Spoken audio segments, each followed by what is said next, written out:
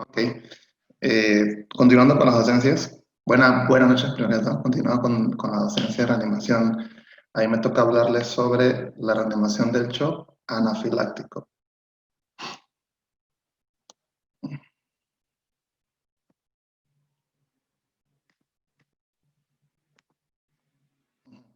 Entonces, pues, como índice aquí les voy a hablar un poco de la historia, introducción, datos epidemiológicos, los factores de riesgos, las causas, fisiopatología, diagnóstico, manifestaciones clínicas, diagnóstico diferencial y el abordaje en urgencias.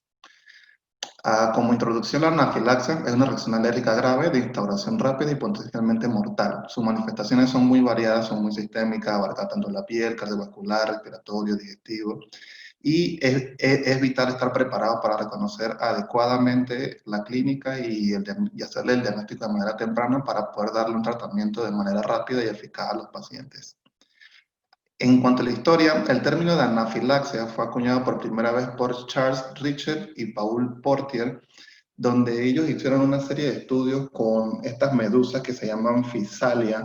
Eso ellos se lo dieron a unos perros y esos perros se lo aplicaban en una primera dosis, en un primer tiempo, y a los 22 días de luego haber dado esa primera dosis, le daban una segunda dosis y esos perros entonces reaccionaban con disnea, tenían un colapso respiratorio, emesis, y, y refieren pues que fallecían a los 25 minutos después de haberle aplicado la segunda dosis. Con eso pues entonces se introdujo lo de la anafilaxia y en 1913 Charles Richard y Paul Porter se ganan el premio Nobel por este estudio y de ahí inicia todo entonces de la anafilaxia.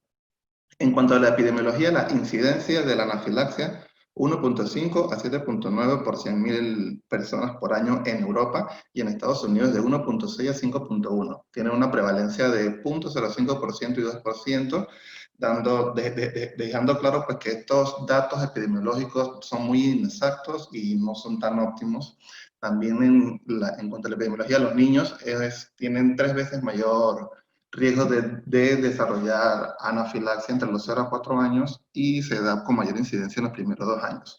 Y pues la información o la literatura que se ha dado en los últimos 15 años, pues ha ido en aumento el diagnóstico de ingreso de anafilaxia de 5 a 7 veces más en los hospitales. La mortalidad no ha cambiado, pero ellos más que todo lo describen pues que antes pues no se tomaban esos datos, había subregistros, se desconocía mucho de la patología, pues y poco a poco dándose mayor la información se ha ido pues ingresando a los pacientes con este diagnóstico.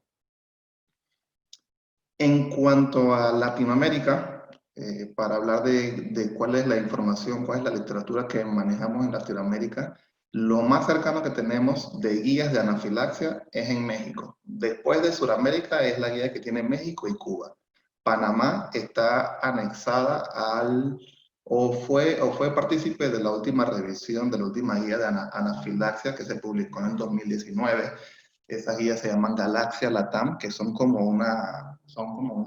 un ajuste a Latinoamérica de España. Esa guía se hizo en España y pues se hicieron el ajuste para Latinoamérica.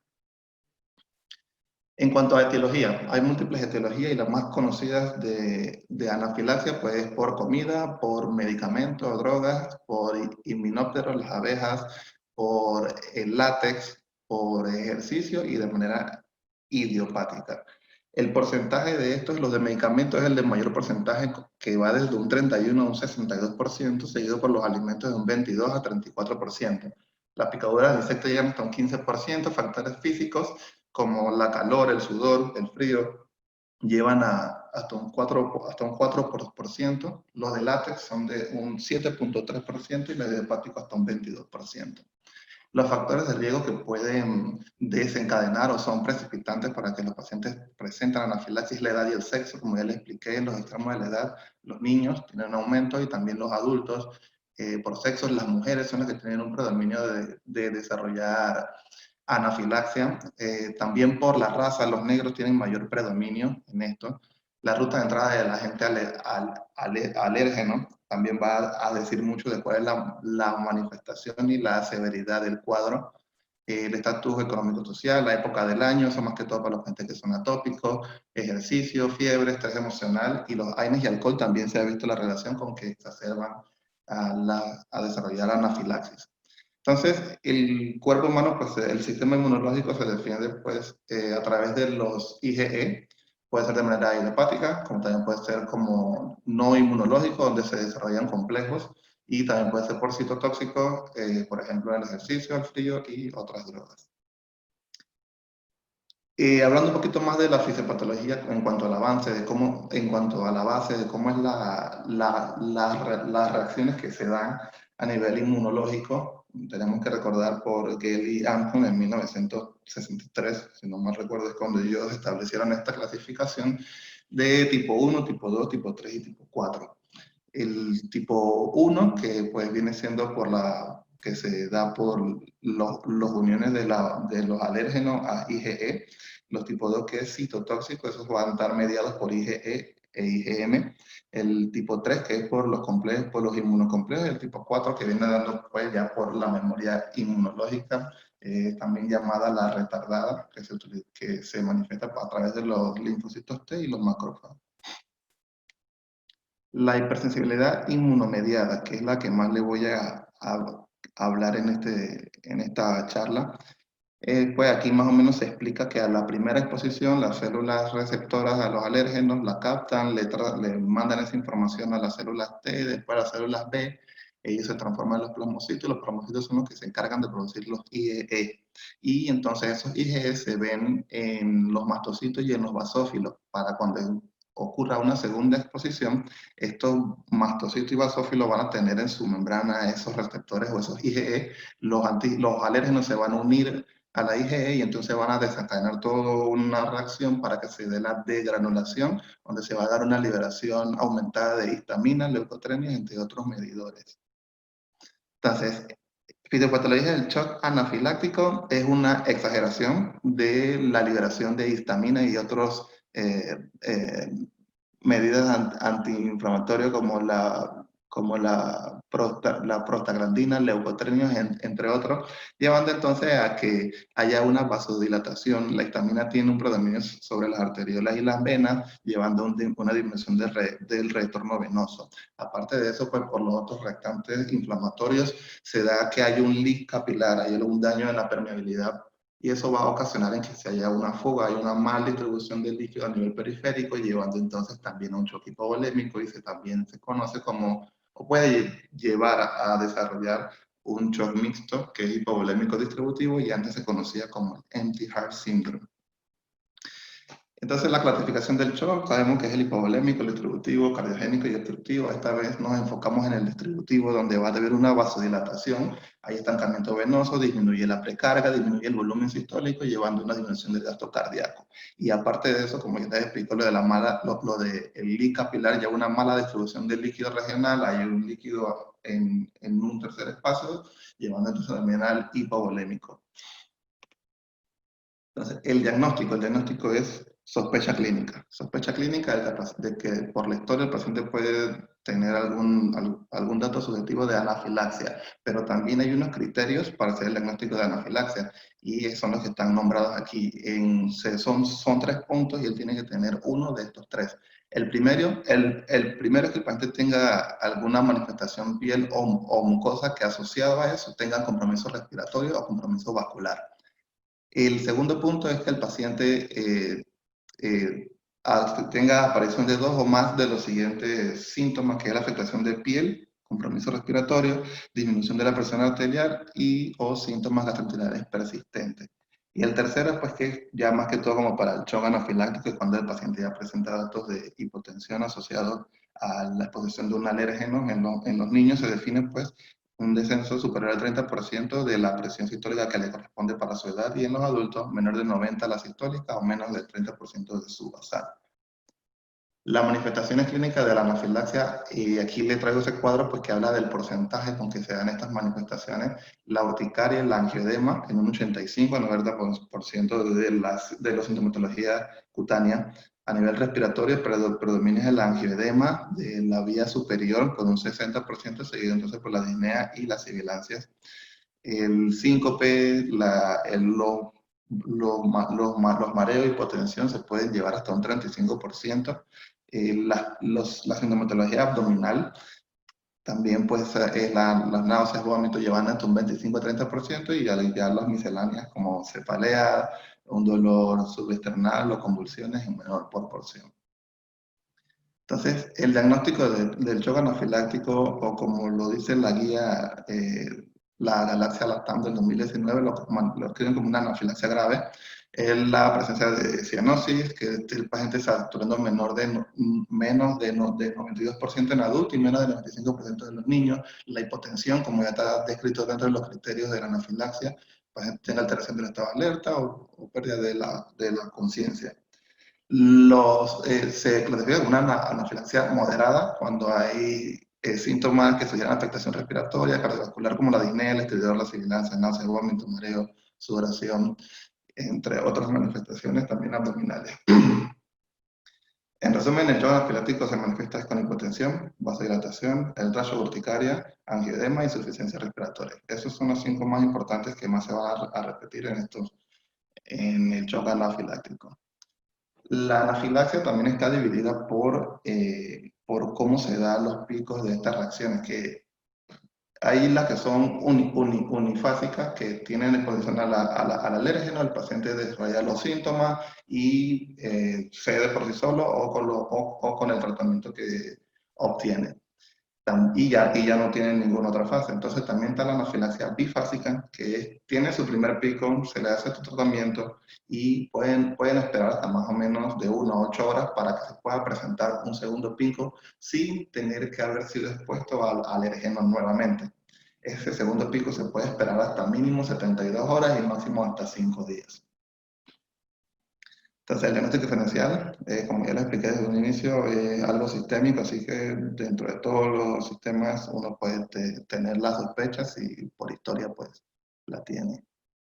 El abordaje, lo más importante es el ABCDE en estos pacientes y principalmente en la A. En la A, pues como sabemos que la lengua es la principal causa en que se nos puede haber obstruido o alterado la permeabilidad de la vía aérea, en estos pacientes, pues ellos desarrollan, como ya les expliqué, el angioedema hasta un 60% y siempre hay que estar pendiente de que no desarrollen una insuficiencia respiratoria severa por un angioedema. Las guías y todos pues refieren que el paciente cuando tiene sibilancia, cuando tiene edema orofaringeo o edema de la base de la lengua o totalmente la lengua, es un paciente que se tiene que asegurar la vía aérea inmediato, a pesar de que esté saturando mayor del 92%. O note inestable, se tiene que asegurar la vía aérea porque es un paciente que potencialmente va a desarrollar una insuficiencia respiratoria si no se hace un tratamiento adecuado. Y también la manera en que ellos dicen en que hay que asegurar la vía aérea, la más utilizada es la que utilizamos, que es la secuencia que utilizamos de inducción para asegurar la vía aérea, pero también hablan de que se pueda utilizar la intubación en pacientes despiertos. Y aquí ellos pues establecen cómo es la técnica para poder hacerlo, donde se administra glicopirulato, luego lasertron. También se le puede aplicar a este paciente lidocaína nebulizada, se le pone atomizado a nivel de la orofaringe y pues también se le tiene que hacer una preoxigenación con una sala a 15 litros por minuto, se le aplica, se hace un ketamina, 20 miligramos, y luego se procede pues, a cerrar la vía aérea. El método ideal pues, para hacer la intubación orofaringe es con el video laringoscopio.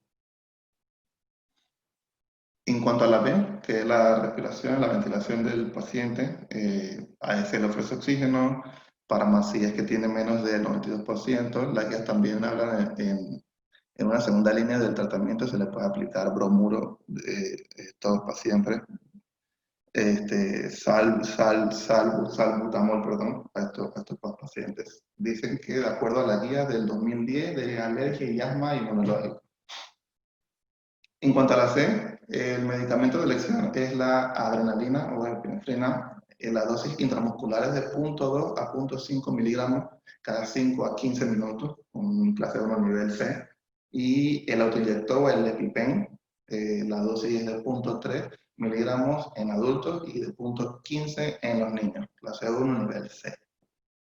Aparte también en la si el paciente está en un shock anafiláctico o presenta algún dato de hipoperfusión tisular, la reanimación tiene que ser intensa, inicialmente en los adultos, de 1 a 2 litros es lo que se describe, y en los niños a 30 ml por kilo.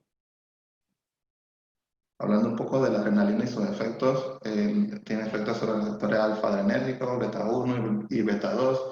Lo de alfa-1 aumenta la vasoconstricción y la resistencia vascular periférica, beta-1 es un efecto inotrópico positivo, al igual que cronotrópico, y el beta-2 incrementa la broncodilatación.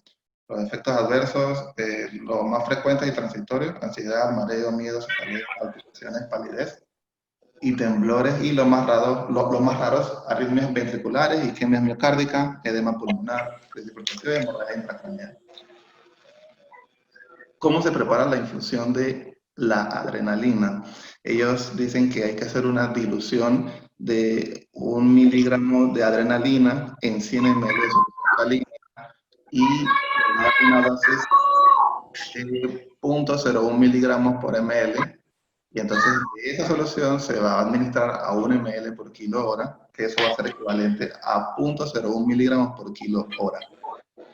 Entonces, esa dosis se le inicia de 0.5 a 1 ml por kilo hora, de 30 a 100 ml por hora, y es de 5 a 15 microgramos por kilo, por minuto, perdón. Entonces, ¿cuándo se suspende? Pues cuando ya se tiene el resultado o, por ejemplo, manifiesta efectos adversos. La recomendación de prescripción de adrenalina autoinyectable, los grados de evidencia son muy bajos, pero en esta guía pues, trataron de consolidarlo y dar estas recomendaciones, que cuando el paciente tiene anafilaxia previa a los alimentos, inducidas por ejercicio, o que sea idiopática. También cuando el paciente tiene algunos antecedentes como asma y el coma mal controlado, también se puede dar alérgenos a venenos, como los de los. Entonces, el tratamiento de segunda línea están los antihistamínicos, los anti-H1, como la difenidramina, de 25 a 50 miligramos IB, y los de anti-H2, la ranitidina, 50 miligramos IB. Los corticoides también son parte de la segunda línea, que tienen la prednisona, 1 miligramo por kilo vía oral, y IB, la metilprednisolona, 125 miligramos. Se considera que no tiene mucho efecto lo de los corticoides cuando el paciente pues, llega en shock anafiláctico, ya que eso ocurre, el efecto de la penicilina, pues, como sabemos, tiene un efecto a los 4 o 6 horas. O sea, que por el momento no va a desarrollar nada, sino que de manera profiláctica para siguientes otros cuadros o dentro de la estadía vaya a disminuir los riesgos. También podemos utilizar el glucagón, que el glucagón se usa de 1 a 2 miligramos IB o intramuscular. La indicación de esto es cuando el paciente no está teniendo respuesta a la dosis o al tratamiento con la epinefrina. Entonces, Disculpa, ¿se les recuerda por favor poner en mute los micrófonos? Gracias.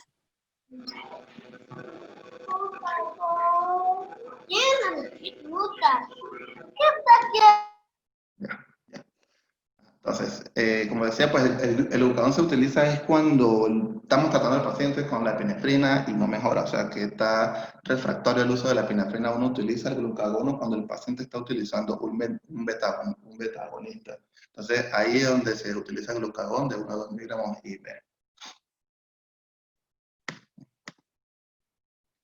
Entonces, el manejo de la anafilaxia en América, el artículo pues habla de lo que más refiere en la guía, que es el cornerstone, que es la adrenalina. Panamá pues sí la tiene y es el que utiliza en un 90%. Este artículo lo que hace es que le preguntaba a la diferente sociedad de los demás países cuál era el tratamiento que utilizaban para el shock anafiláctico, y pues Panamá utiliza el 90%, utiliza la adrenalina. Y me llamó la atención pues que los países que tienen sus propias guías, que es Argentina y Brasil, no utilizan la adrenalina de manera cotidiana o que sea de rutina. Ellos más que todo utilizan el suero fisiológico, utilizan corticoides y los anti-H1. Entonces, el flujograma de abordaje del paciente cuando tiene una reacción anafiláctica, lo que se recomienda es poner al paciente en decúbito supino y hacer el ABC, mantener la permeabilidad, respiración y el estado circulatorio del paciente. De una vez se le pone la adrenalina intramuscular en el muslo, que es la localización que se recomienda para colocar el epipeno a la intramuscular. Es en el tercio medio, la cara lateral del muslo. De no poderse o tener alguna complicación, algo por lo cual no se puede, entonces se puede poner en el hombro. Pero el lugar de indicación es en el tercio medio, cara lateral de los muslos. Entonces, estabilizar la vía aérea, brindarle oxígeno, la reposición de los líquidos, monitorizarlo. Si el paciente pues, tiene un compromiso respiratorio, se le asegura la vía aérea, se le ofrece la ventilación mecánica, la terapia de adyuvante o de segunda línea, como ya le dije, que es el salbutamol, los antagonistas de los receptores H1-H2 y los corticoides. Como les dije, si el paciente sigue refractario, se puede utilizar el glutagón si está recibiendo betabloqueadores. Y también se describe el uso de la vasopresina en casos que sea refractario. Este es un algoritmo de abordaje para los pacientes pediátricos también, que cuando tienen la sospecha se hace la evaluación el triángulo de evaluación pediátrica. Si el paciente entra en un paro cardiorrespiratorio, pues se maneja como un paro cardiorrespiratorio, no se altera la dosis de la adrenalina, se utiliza igual.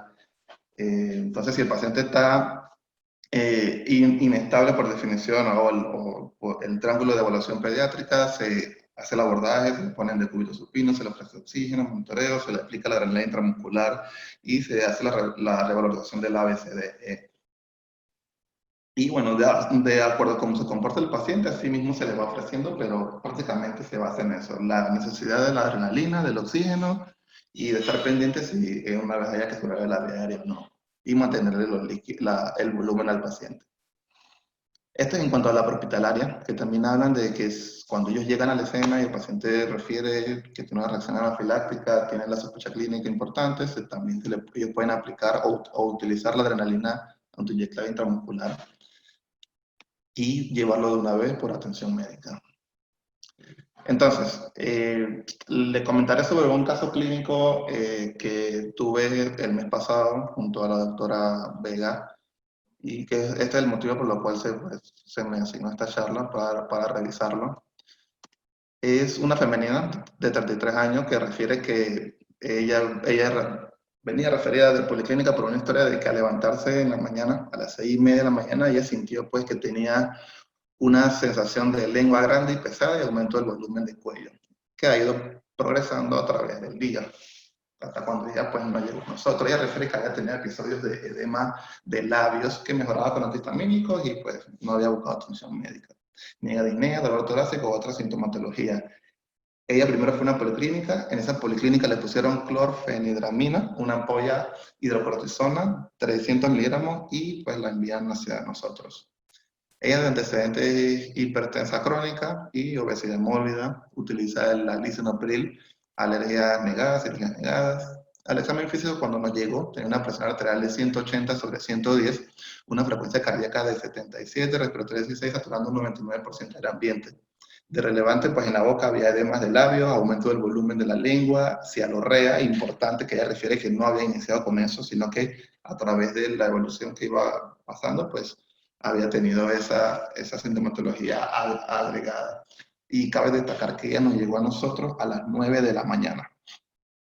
Cuello con aumento del perímetro, a nivel pulmonar no habían ruidos agregados y a nivel abdominal ruidos aéreos normales, no había dolor abdominal, claro, 15 puntos. Entonces, para la impresión diagnóstica, una reacción anafiláctica, angioedema, secundaria de medicamentos, el lisinopril que se está utilizando, la crisis hipertensiva y obesidad mórbida. El manejo que se le ofreció en ese momento, con esa sospecha, pues la monitorización cardíaca, signos vitales, se le tomaron laboratorios, placas, medicamentos, evaluación por otorrino, por alergología, por anestesiología. ¿Qué nos comentó otorrino? Pues ellos vinieron, bajaron la máquina, la pantalla esa, todo. Hicieron la laringoscopía y ellos dijeron que sí, había un edema importante a nivel lingual y de la orofaringe, pero que había una visualización completa de la glotis y las cuerdas vocales pues se veían completas, así que era una paciente que se podía intubar sin problema.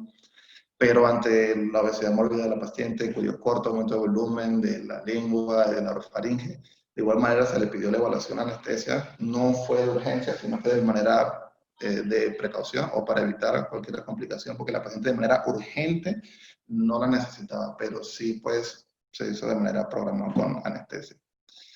En la evaluación por alergología, ellos aplicaron pues la difenidramina, que luego le pusieron unas siguientes dosis, le tomaron laboratorios, niveles de inhibidor de C1 esterasa y de C4, que salieron normales pues después dentro de su hospitalización. Ella estuvo entonces en la unidad de cuidado intensivo, se le extubó a las 72 horas después sin complicaciones, no tuvo ninguna complicación a la extubación.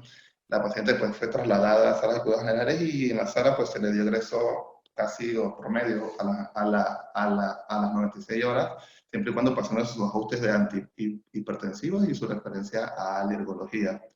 Como le expliqué, los laboratorios pedidos por alergología se le dieron normales y pues el resto de los estudios, gasometría, estaba saliendo bien, placa tóraca, EKG, laboratorio, hemograma, química, todo lo demás salió dentro de rangos normales. Entonces le voy a hablar un poco del angioedemas, que a pesar de que la paciente no nos llegó en un shock anafiláctico, pues presentó un angioedema importante y pues le voy a comentar un poco. El angioedema tiene 3 a 5 veces mayor riesgo en raza negra. Los asiáticos no tienen un aumento hacia el angioedema, pero sí tienen el efecto adverso de la tos por el uso de los IECA. La incidencia de que los pacientes presenten angioedema por IECA, 0.1% a 0.7%. Hay 2 estudios, que es el OCATAVE Trial, que compara el enalapril versus omatrilat, y pues la incidencia ahí dio que desarrollaran angioedema era de 0.7% y de 2.2% en omapatrilat. Y el estudio PARADIGM-HF, que compara el sacubitril/valsartán versus el enalapril, donde el sacubitril tuvo 0.29% y el enalapril a 0.1% de desarrollar angioedema en ese estudio. En cuanto a la fisiopatología, el angioedema tiene múltiples causas, ahorita les comentaré cuáles son, pero aquí se pone toda la fisiopatología que puede ocurrir, pero la que nos interesa a nosotros es la del lado A. La del lado A se ve más para cuando es un angioedema de manera hereditaria o por aumento de las bradicininas. El que nos interesa, pues el que tuvo esta paciente fue el que se dio por el acúmulo de las bradicininas, pero también ellos pueden tener manifestaciones como el del lado izquierdo, el de este lado. Por eso es que, si se da cuenta, el personal de alergología le decidió tomar niveles de inhibidores de C1H1, como están aquí. Eso tiene importancia casi en toda la cadena de cuando son hereditarios, y de hecho el angioedema hereditario se clasifica en 3 de acuerdo a los niveles de los inhibidores de C1 y otras estrategias también, ¿no? Pero este es el de mayor importancia. Entonces, la fisiopatología más que todo de lo que presentó nuestra paciente es por el acúmulo de bradicinina, y sabemos que por los IECA la enzima convertidora de angiotensina no puede hacer su función, que es el metabolismo de las bradicininas. Entonces, hay un acúmulo de este. Hay otros componentes que también se encargan de la degradación de la bradicinina, que es el aminopeptidasa PEL, el carboxipeptidasa N, dipeptidilpeptidasa 4, neutral endopeptidasa, y las teorías están enfocadas ellos se enfocan a decir que aquellos pacientes que por el consumo de IECA desarrollan angioedema es porque tienen algún déficit en todos estos factores agregados que ayudan a la bradicinina. Porque si bien aquí ven la enzima convertidora de angiotensina no es la única que degrada la bradicinina. Hay casi cuatro componentes más, y pues se está estipulando que esos pacientes tienen alteraciones de estos 4 agregados. Entonces, las causas de angioedema, como les comentaba, puede ser hereditario, adquirido, inmunológico, alérgico, inducido por IECA, inducido por estrés físico y que sea de manera idiopática. Entonces, por eso estos pacientes que la que tuvo mi paciente, pues esa reacción anafiláctica con angioedema secundaria al IECA, en cuanto a su fisiopatología, es por una reacción inmunológica tipo 1, que es mediada por los IgE.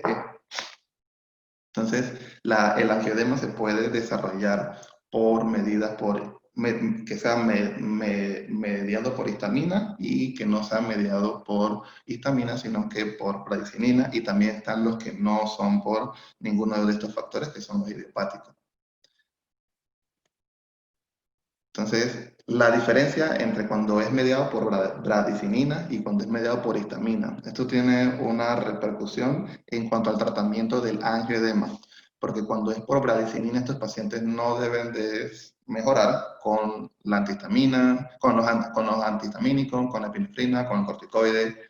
Lo que sí se ha visto que tiene una respuesta es con icaltivan, que este medicamento es un antireceptor de los antireceptor beta 1, B1 y B2, porque las bradicininas tienen dos receptores, B1 y B2. Entonces la icaltivan trabaja sobre esos receptores. El ecalantide, él trabaja sobre el sistema o el eje de la calicrenina, y este es un inhibidor de ellos, entonces para que no se siga desarrollando esa cascada. Cuando es dado por histamina, entonces estos sí responden a ese tratamiento. El diagnóstico diferencial de la angioedema es urticaria, que es el principal, y también hay una subclasificación del cuadro de anafilaxia, que si es una angioedema sin urticaria y angioedema con urticaria. Es otra clasificación importante que tiene la anafilaxia. Entre otros tipos que pueden desarrollar edemas, que le dicen pseudoangioedemas, que puede ser ascitis, una falla cardíaca, entre otras condiciones, celulitis, dermatitis también. Aquí como le pongo, el cuadro el abordaje del angioedema, aquí como lo primero que se preguntan si es un angioedema verdadero, y ahí le ponen los pseudoangioedemas, que es por hipoalbuminemia, sarca, por alteraciones de la tiroides, enfermedades granulomatosas, entre otras. Entonces, si el paciente tiene un verdadero angioedema, uno lo primero que tiene que fijarse es si el paciente tiene sibilancia, si tiene estridor y si está con hipoxemia. Entonces, si el paciente tiene alguno de esos, inmediatamente se le asegura la vía aérea. Si no tiene ninguno de esos, entonces se lo subclasifican en si es que tiene urticaria o no. Cuando tiene urticaria, lo clasifican o se inclina que es con los que son mediados por histamina. Y si no tiene urticaria o no tiene los abones de la urticaria, como es esta imagen que ven aquí, entonces se asocia que sea mediado por bradicininas. Y así mismo el tratamiento, como ya le expliqué, los de histamina se le aplica su epinefrina, 0.3 a 0.5 ml de 1 en 1000 diluido. Se le puede aplicar su EpiPen, glucagón, el salbutamol, glucocorticoides, y el de bradicinina no va a ser tratado con esto, no va a mejorar significativamente con esto, sino que se le tendría que utilizar sus medicamentos específicos para receptores de los bradicininas. Importante este cuadro, relacionándolo con el paciente, cuando ellos dicen el tratamiento de la vía aérea en pacientes con angioedema. El paciente, hay un estudio de Shaw, que eso fue en 1998, él les puso este cuadro donde cuando la presencia del edema del paciente es en cara y labios o paladar blando, el requerimiento de admisión y de vigilancia y monitorización continua de este paciente es de casi 0%. Pero cuando el edema es de lengua, de orofaringe o laringe en su totalidad, pues ya lo clasifican como 3 o 4 y su requerimiento de admisión, de admisión a la UCI es más del 50%. Ahí cuando habla de lengua nada más 67% y cuando afecta la laringe es de 100%. Entonces la paciente tenía ambas, tenía de orofaringe y de lengua. Entonces, el tratamiento del angioedema hereditario, que es el más común con el angioedema por bradicinina. Está el plasma, que tenga un nanofiltrado para los inhibidores de C1, un recombinado de los inhibidores de C1. Cuando es el inhibidor de calicreína, es el ecalantide, como decían antes. El icatibán es un antagonista del receptor de bradicinina y también se puede usar el plasma fresco congelado. Cuando es un angioedema mediado por histamina, como ya expliqué, epinefrina, los antihistamínicos y corticosteroides. Y mediado por bradicinina, ya les comenté también. Y ya, gracias.